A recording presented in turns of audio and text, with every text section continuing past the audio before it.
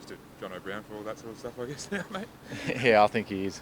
It's a bit biased towards the big forwards, I think. So, yeah, it's obviously humbling, but I think he's got one eye on the centre forward position. That's where he sees. That's the only part he looks at. Yeah, I think so. High praise under any circumstances, though, I guess, mate. Like, I'm sure he's not saying that lightly. Yeah, it's obviously humbling. I've caught up with Brownhow over the years, and he's been great. He's a great Queensland figure, and he's champion player, so I respect him highly, and I followed him closely growing up. Was there something he said to you, piece of advice that stuck with you throughout your development? Yeah, I caught up with him probably his second year, and a lot of things he said, it wasn't, not that I've heard, but it was just great coming from him, and really reassuring, and just sort of spoke about training standards to make sure being sort of centre forward, everyone sort of watches you and sees what you do. So you got sort of 40 blokes watching you when you train. So that really stuck to me in everything I'm doing. Want to do the best of my ability and not slack off. Did you ever imagine in your football career you'd even be talked about as being the best player in the game?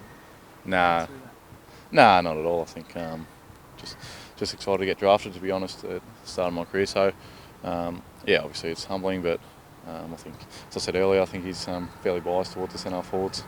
Do you feel top of your game though at the moment, Tommy?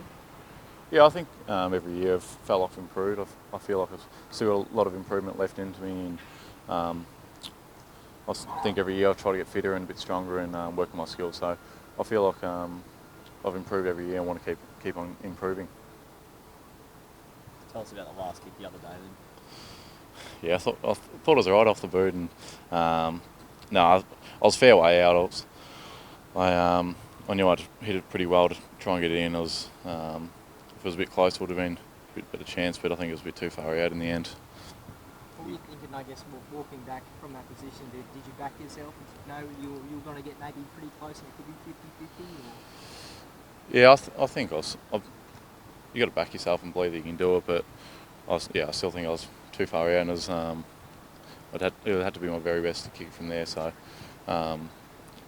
it was disappointing to miss and not kick the goal, but I think it was encouraging signs throughout the game from across the group. Did you think about going to talk?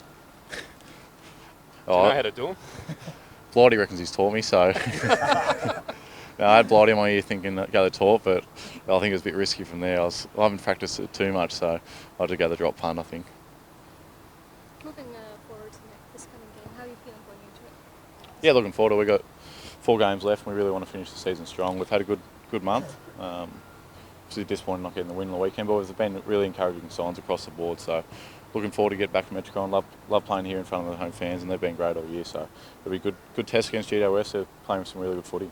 I mean, they smacked you last time. Yeah. Embarrassed you, actually.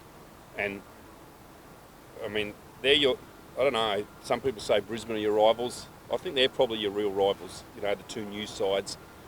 How important is it?